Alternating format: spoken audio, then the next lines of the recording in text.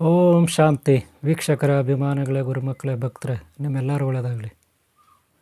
ವೀಕ್ಷಕರೇ, ನೀವು ಕಷ್ಟಪಟ್ಟು ಜಾತ್ರೆಗಳಿಗೆ, ದೇವಸ್ಥಾನಗಳಿಗೆ, ಮಠಗಳಿಗೆ ಹೋಗ್ತೀರ. ಆದರೆ ದೇವಸ್ಥಾನಗಳಿಗೆ ಹೋದ್ಮೇಲೆ ನಿಮ್ಮ ಹತ್ರ ದುಡ್ಡು ಇರಲಿ ಇಲ್ಲದೆ ಹೋಗಲಿ, ಅಲ್ಲಿ ನೀವು ದಕ್ಷಿಣೆ ಹಾಕ್ತಿರೋ ಇಲ್ವೋ, ಉಂಡಿಗೆ ಹಣ ಹಾಕ್ತಿರಿಲ್ವೋ, ಅದ್ರ ಬಗ್ಗೆ ನಿಮಗೇನು ನಾನು ಹೇಳೋದಿಲ್ಲ. ಅದು ನಿಮ್ಮ ಇಷ್ಟ. ಆದರೆ ನಿಮ್ಮಲ್ಲಿ ಹಣ ಇದ್ದರೆ ನೀವು ದೇವಸ್ಥಾನದಲ್ಲಿ ಏನು ಮಾಡಬೇಕು, ಅಲ್ಲಿ ಹೇಗೆ ನೀವು ವರ್ತಿಸ್ಬೇಕು, ಯಾವ ರೀತಿಯಲ್ಲಿ ನೀವು ನಡ್ಕೋಬೇಕು, ನಿಮ್ಮ ನಡವಳಿಕೆ ಹೇಗಿರಬೇಕು, ಅದರ ಆಧಾರದ ಮೇಲೆ ನಿಮಗೆ ಅಲ್ಲಿ ಪುಣ್ಯ ಲಭಿಸುತ್ತೆ. ದೈವಿಶಕ್ತಿ ಅನುಗ್ರಹ, ಅಲ್ಲಿರ್ತಕ್ಕಂಥ ಅರ್ಚಕರು ಅಥವಾ ಗುರುಗಳು ಅವರ ಆಶೀರ್ವಾದ ನಿಮಗೆ ಸಿಗುತ್ತೆ. ಇದರ ಆಧಾರದ ಮೇಲೆ ಅವರವರು ಉದ್ಧಾರ ಆಗ್ತಾರೆ ದೇವಸ್ಥಾನಕ್ಕೆ ಹೋದ್ರೆ. ಹಾಗೆ ಮಠಗಳು ಅಷ್ಟೇ. ಅದು ಬಿಟ್ಟರೆ ಇನ್ನು ಜಾತ್ರೆಗಳು ಅಲ್ಲಿ ಅಷ್ಟೇ.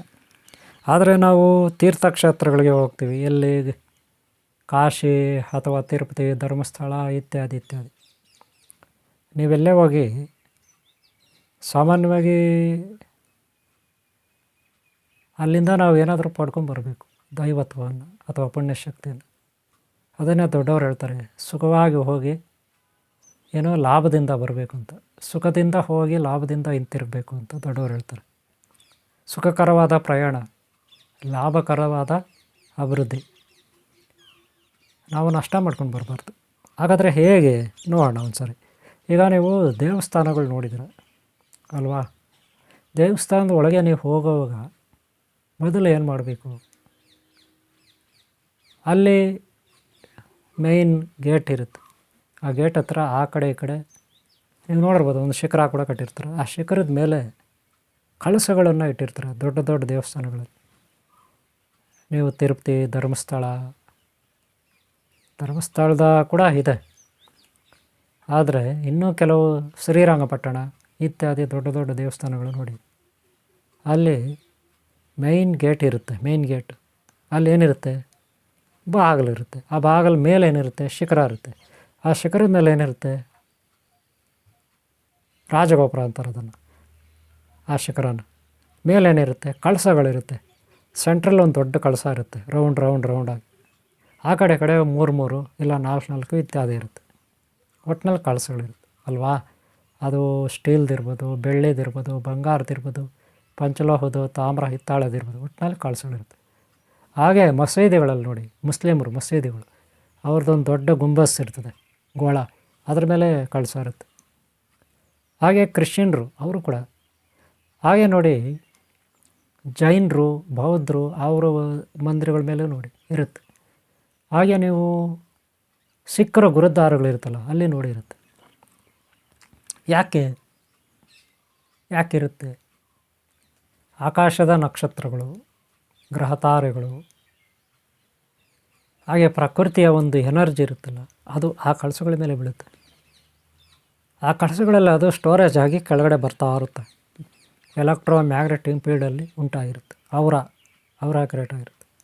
ನೀವು ಅಲ್ಲಿ ಹೋದಾಗ ಫಸ್ಟು ಆ ಎನರ್ಜಿನ ನೀವು ನಿಮ್ಮ ಶರೀರಕ್ಕೆ ಆವಾಹನ ಮಾಡ್ಕೋಬೇಕು. ವೈಜ್ಞಾನಿಕವಾಗಿ ಅದು ತಾನಾಗೆ ಬಂದು ನಿಮ್ಮಲ್ಲಿ ಸೇರಿಕೊಳ್ತದೆ, ಇಲ್ಲ ಅಂತ ನಾನು ಹೇಳಲ್ಲ. ಆದರೆ ಅದು ಪರ್ಸೆಂಟೇಜಲ್ಲಿ ಭಾಳ ಕಡಿಮೆ. ಭಾವನಾತ್ಮಕವಾಗಿ ನೀವು ಅಲ್ಲಿ ಹೋದಾಗ ಆ ಒಂದು ಗೇಟ್ ಇರುತ್ತಲ್ಲ, ಬಾಗಿಲು, ಆ ಕಡೆ ಈ ಕಡೆ ವಿಷ್ಣು ದೇವಾಲಯ ಆದರೆ ಜಯ ವಿಜಯ ಮೂರ್ತಿಗಳಿರುತ್ತೆ, ನಿಂತ್ಕೊಂಡಿರ್ತಾರೆ. ಅದೇ ಶಿವ ದೇವಾಲಯ ಆದರೆ ಆ ಕಡೆ ಈ ಕಡೆ ನಂದಿ ಅಥವಾ ಭೃಂಗರೆಟ್ಟಿ ಅಥವಾ ಶಿವಗಣಗಳು ಇರ್ತಾರೆ. ಹಾಗೆ ಶಕ್ತಿ ದೇವತೆ ಯಾರೋ ಮಹಾಲಕ್ಷ್ಮಿನೋ, ಚೌಡೇಶ್ವರಿನೋ, ಮಾರಮ್ಮನೋ, ಸಂಕಲಮ್ಮನೋ, ಗಂಗಮ್ಮನೋ, ಸತ್ಯಮ್ಮನೋ, ಯಾರೋ ರೇಣುಕಮ್ಮನೋ ಯಾರೋ ಇರ್ತಾರೆ. ಅವ್ರ ದೇವಾಲಯಗಳ ಹತ್ರ ಹೋದ್ರೆ ಆ ಕಡೆ ಈ ಕಡೆ ಲೇಡೀಸು ಇರ್ತಾರೆ.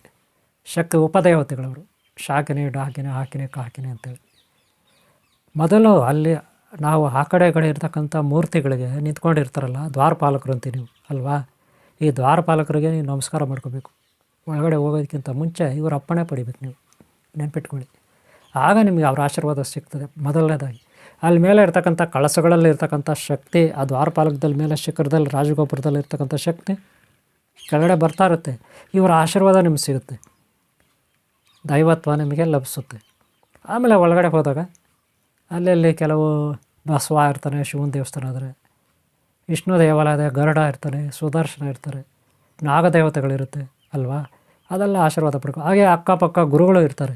ಆ ದೇವಸ್ಥಾನದ ಒಳಗಡೆ ಸೈಡಲ್ಲಿ ಅಲ್ಲೆಲ್ಲಿ ಚಿಕ್ಕ ಚಿಕ್ಕ ಗುಡಿಗಳಿರುತ್ತೆ.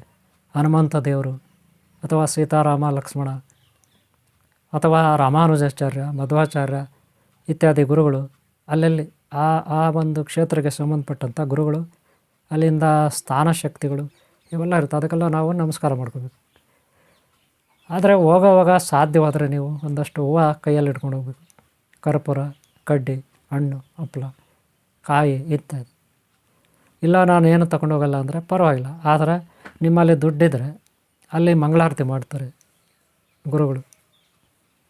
ಆ ತಟ್ಟೆನಲ್ಲಿ ಒಂದಷ್ಟು ಹಣ ಹಾಕಬೇಕು, ದಕ್ಷಿಣೆ ಅಂತ. ಯಾಕೆ ಅಂದರೆ ನೀವು ಕೊಟ್ಟಿದ್ದೇ ದಕ್ಷಿಣೆ ಅಲ್ಲಿರ್ತಕ್ಕಂಥ ಸ್ಥಾನಶಕ್ತಿಗೆ ಸೇರುತ್ತೆ. ಸ್ಥಾನಶಕ್ತಿ ಒಂದು ವೇಳೆ ಮಹಾಲಕ್ಷ್ಮಿ ದೇವಾಲಯ ಆದರೂ ಕೂಡ ಮಹಾಲಕ್ಷ್ಮಿಗೆ ಎಲ್ಲಿಂದ ಬರುತ್ತೆ ದುಡ್ಡು? ನೀವು ಕೊಟ್ಟರೆ ಎಷ್ಟು ಕೊಡ್ತೀರೋ ಭಕ್ತರು ಅಷ್ಟೇ ಆಕೆ ಹತ್ರ ಇರೋದು. ಹಾಗೆ ನಮ್ಗೆ ಆಶೀರ್ವಾದ ಮಾಡ್ತಾಳೆ ಅಷ್ಟೇ, ಇನ್ನೇನು ದುಡ್ಡೇ ಕೊಟ್ಬಿಡಲ್ಲ, ನೆನ್ಪಿಟ್ಕೊಳ್ಳಿ. ಆದರೆ ಸಿನಿಮಾಗಳಲ್ಲಿ ನೀವು ಗ್ರಾಫಿಕ್ಗಳಲ್ಲಿ ಮನೆ ಫೋಟೋಗಳಲ್ಲಿ ನೋಡಿದ್ರೆ ಆಶೀರ್ವಾದ ಆಯಮ್ಮ ದುಡ್ಡೇ ಕೊಡ್ತಾರೋ ಥರ ಇವಾಗ ಗ್ರಾಫಿಕ್ಗಳು ಮಾಡಿ ಆನಿಮೇಷನ್ ಮಾಡಿ ತೋರಿಸ್ತಾರೆ. ಅದೆಲ್ಲ ಸುಳ್ಳು, ಆ ರೀತಿ ಇರೋದಿಲ್ಲ. ಅವ್ರು ಆಶೀರ್ವಾದ ಮಾಡಿದ್ರೆ ನಮ್ಗೆ ಒಳ್ಳೆಯದಾಗುತ್ತೆ. ನಾನಾ ಆಂಗಲ್ಗಳಲ್ಲಿ ನಮ್ಗೆ ಹಣ ಬರುತ್ತೆ, ನಾನಾ ಕೋನಗಳಲ್ಲಿ ನಮ್ಗೆ ಹಣ ಬರುತ್ತೆ, ಗೊತ್ತಾಯ್ತಲ್ಲ. ಅಥವಾ ಐಶ್ವರ್ಯ ಸಿಗುತ್ತೆ, ಆರೋಗ್ಯ ಭಾಗ್ಯ ಇತ್ಯಾದಿ. ಅದಕ್ಕೆ ನಾವು ದಕ್ಷಿಣೆ ಹಾಕಬೇಕು. ಅದು ತಟ್ಟೆನಲ್ಲಿ ಹಾಕಿದರೆ ಅಲ್ಲಿ ಅರ್ಚಕರು ಏನು ಪೂಜೆ ಮಾಡ್ತಾರೆ ಗುರುಗಳು ಅವ್ರಿಗೆ ಸೇರುತ್ತೆ ತಟ್ಟೆಯಲ್ಲಿ ಹಾಕಿದರೆ. ಅದೇ ಉಂಡಿನಲ್ಲಿ ಹಾಕಿದರೆ ಅಲ್ಲಿನ ಆಡಳಿತ ವರ್ಗಕ್ಕೆ ಸೇರುತ್ತೆ. ಅದಕ್ಕೆ ನೀವು ಎರಡೂ ಕಡೆ ದಕ್ಷಿಣೆ ಹಾಕಬೇಕು. ತಟ್ಟೆನಲ್ಲೂ ಹಾಕಬೇಕು, ಉಂಡಿನಲ್ಲೂ ಹಾಕಬೇಕು, ನೆನ್ಪಿಟ್ಕೊಳ್ಳಿ. ಹಾಗೆ ಅಲ್ಲಿ ಇನ್ನು ಭಿಕ್ಷುಕರು ಇರ್ತಾರೆ ಅಲ್ವಾ, ಅವರಿಗೆ ಸ್ವಲ್ಪ ಸ್ವಲ್ಪ ಹಾಕಿ ಏನು ಮಾಡ್ತೀರಾ ಅಲ್ವಾ, ಇಷ್ಟು. ಆದರೆ ನೀವಿಷ್ಟೆಲ್ಲ ಮಾಡಿದ್ಮೇಲೆ ಒಳಗಡೆ ರೌಂಡ್ ಹಾಕ್ಬೇಕು ಗರ್ಭಗುಡಿಗೆ. ಅಲ್ಲಿ ಕೆಳಗಡೆ ದಂಡ ಪ್ರಣಾಮ ಮಾಡಬೇಕು. ದಂಡ ಪ್ರಣಾಮ ಅಂದರೆ ಸುಮ್ಮನೆ ನೀವು ಕೆಳಗಡೆ ಕೂತ್ಕೊಂಡು ನಮಸ್ಕಾರ ಮಾಡಿದ್ರೆ ನಡೀತದೆ, ತಲೆ ಬಗ್ಸಿ ನಮಸ್ಕಾರ ಮಾಡಿದ್ರೆ ನಡೀತದೆ, ತೊಂದರೆ ಇಲ್ಲ. ಇಷ್ಟು ಮಾಡಿಕೊಂಡು ನೀವು ಬರಬೇಕು. ಆದರೆ ಕೈಗಳು ಹೋಗೋವಾಗ ಶುದ್ಧವಾಗಿ ಇಟ್ಕೋಬೇಕು, ಕೈಗಳೆಲ್ಲ ನೀವು ನೀಟಾಗಿ ಇಟ್ಕೋಬೇಕು. ಈಗ ಅಲ್ಲಿ ಮೇಯ್ನ್ ಗರ್ಭಗುಡಿಗೂ ಮೇಲೆ ಶಿಖರ ಇರುತ್ತೆ. ಆ ಶಿಖರಕ್ಕೆ ಗ್ರಹ ತಾರ ನಕ್ಷತ್ರಗಳ ಶಕ್ತಿ ಬರುತ್ತೆ, ಒಳಗಡೆ ಗ್ರಹ ಬರುತ್ತೆ. ಗರ್ಭಗುಡಿ ಅಲ್ಲಿ ಮೂರ್ತಿ ಮೇಲೆ ಬೀಳುತ್ತೆ, ಮೂರ್ತಿ ಅಥವಾ ಶಿವಲಿಂಗ ಇತ್ಯಾದಿ ವಿಗ್ರಹ ಮೇಲೆ. ಅಲ್ಲಿಂದ ಡಿಫ್ಲೆಕ್ಷನ್ ಆಗುತ್ತೆ, ನಮಗೆ ಬಂದು ಬೀಳುತ್ತೆ. ನಾವು ನೋಡಿದಾಗ ಆ ಮೂರ್ತಿ ದರ್ಶನ ಮಾಡಿದಾಗ ಅಲ್ಲಿಂದ ನಮಗೆ ಬಂಗಾರದ ಒಡವೆಗಳು ಹಾಕಿರ್ತಾರೆ. ಅಥವಾ ಆ ಕಲ್ಲು ಮರಕತ ಕಲ್ಲು ಅಥವಾ ಬೆಲೆ ಬಾಳ್ತಕ್ಕಂಥ ಕಲ್ಲು ಇರುತ್ತದು, ಎನರ್ಜಿ ಇರ್ತಕ್ಕಂಥ ಸ್ಟೋನ್ಗಳಿರ್ತವೆ, ಕಪ್ಪು ಶಿಲೆಗಳಿರ್ತಾರಲ್ಲ ಶಿಲೆಗಳು, ಅವೆಲ್ಲ ಏನು ಸಾಮಾನ್ಯ ಕಲ್ಲುಗಳೆಲ್ಲ. ಯಾರೋ ಯಾವುದೋ ಒಂದು ಕಲ್ಲು ತಂದು ಮೂರ್ತಿ ಮಾಡಲ್ಲ. ಬಹಳ ಅವರು ಹಳೆದು ತೂಗಿ ಗುಡಿಸಿ ಬಾಗಿಸಿ ಕೂಡಿ ಕಳೆದು ಎಲ್ಲ ಮೀನಾಮೇಷ ಎಣಿಸಿ ಕಲ್ಲು ತರ್ತಾರೆ, ಗೊತ್ತಾಯ್ತಿಲ್ಲ. ದೇವಸ್ಥಾನಗಳಂದ್ರೆ ಅಷ್ಟು ಈಜಿ ಅಲ್ಲ, ಅಲ್ಲಿ ಪ್ರತಿಯೊಂದು ಇರ್ತದೆ. ಅಷ್ಟೇ ಅಲ್ಲ, ಆ ದೇವರ ಮೂರ್ತಿ ಕೂರಿಸ್ತಾರಲ್ಲ, ಕೂರಿಸೋವಾಗ ಬಂಗಾರ, ವಜ್ರ ವಡೂರ, ಗಿಡಮೂಲಿಕೆಗಳು, ಹಾಗೆ ಶ್ರೀಚಕ್ರ ಇತ್ಯಾದಿ ಎಲ್ಲ ಕೆಳಗಡೆ ಮೂರ್ತಿ ಕೆಳಗಡೆ ಒಂದು ಬಾಕ್ಸ್ ಥರ ಇರುತ್ತೆ ಖಾಲಿ ಜಾಗ, ಅಲ್ಲಿ ಇಟ್ಬಿಟ್ಟು ಅದ್ರ ಮೇಲೆ ಒಂದು ಇದಾಕಿ ಅದ್ರ ಮೇಲೆ ವಿಗ್ರಹ ಕೂರಿಸೋದು. ಸುಮ್ಮನೆ ಕೂರಿಸಲ್ಲ. ಅಷ್ಟೇ ಅಲ್ಲ, ಆ ಒಂದು ಸ್ಥಾನಕ್ಕೆ ನಾನಾ ರೀತಿ ಕೆತ್ತನೆಗಳಲ್ಲೂ ಕೆಲವು ಕಡೆ ಮಾಡಿರ್ತಾರೆ. ಸಪ್ತಚಕ್ರಗಳ ಒಂದು ವ್ಯವಸ್ಥೆಯನ್ನು ಮಾಡಿರ್ತಾರೆ. ಸಪ್ತಚಕ್ರಗಳ 7 ಚಕ್ರಗಳು ನಮ್ಮ ಶರೀರದಲ್ಲಿರುತ್ತೆ ಆ ಶಕ್ತಿ, ಅದೇ ಅಲ್ಲಿ ಅವರು ಕೆತ್ತಿರ್ತಾರೆ. ಅದು ಸಾಮಾನ್ಯ ಜನಕ್ಕೆ ಅದು ಗೊತ್ತಾಗಲ್ಲ, ಅಲ್ಲಿ ಹೋಗಿ ನೋಡಿದಾಗ ಗೊತ್ತಾಯ್ತಲ್ಲ. ಅವೆಲ್ಲ ಮಾಡಿರ್ತಾರೆ.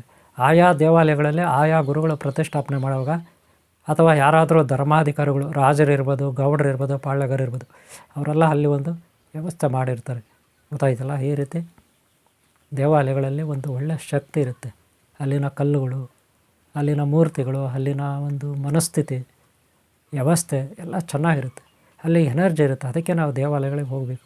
ಮೇಲೆ ರಾಜಗೋಪುರಗಳಿಗೆ ಯಾಕೆ ಕಳಸ ಹಾಕಿರ್ತಾರೆ, ಯಾಕೆ ಗೋಪುರಗಳಿರುತ್ತೆ, ಯಾಕೆ ಆ ಕಲ್ಲುಗಳಿರುತ್ತೆ, ಇದಕ್ಕೆಲ್ಲ ಒಟ್ಟಾರೆ ಎನರ್ಜಿ ಬರುತ್ತೆ. ಗ್ರಹ ತಾರ ನಕ್ಷತ್ರಗಳ ದೇವಾಲಯಗಳಿವೆ. ಅದಕ್ಕೆ ನಾವು ದೇವಾಲಯಗಳಿಗೆ ಹೋಗಬೇಕು. ಹೋಗಿ ಅಲ್ಲಿ ಬಹಳ ಭಯ ಭಕ್ತಿಯಿಂದ ಪೂಜೆಗಳನ್ನು ಇವೆಲ್ಲ ಮಾಡಿಸಿ ಸಾಧ್ಯವಾದಷ್ಟು ನಾವು ಬರಬೇಕು ಅಲ್ವಾ, ಆವಾಗಲೇ ಒಳ್ಳೆಯದು. ಓಕೆ, ಒಳ್ಳೆಯದಾಗಲಿ. ನೀವು ಹೋಗಿ ದೇವಾಲಯಗಳಿಗೆ ಕಳಸಗಳ ಬಗ್ಗೆ ತಿಳ್ಕೊಂಡ್ರಲ್ಲ, ನಾವು ಏತಕ್ಕಿಂತ ಶಕ್ತಿಯನ್ನು ಶೇಖರಣೆ ಮಾಡಿಟ್ಕೊಂಡು ಅಲ್ಲಿ ಹೋದಾಗ ಒಳ್ಳೆಯದಾಗಲಿ. ವಿಡಿಯೋ ಇಷ್ಟ ಆದರೆ ಲೈಕ್ ಮಾಡಿ. ಓಂ ಶಾಂತಿ, ಓಂ ಶಾಂತಿ, ಓಂ ಶಾಂತಿ.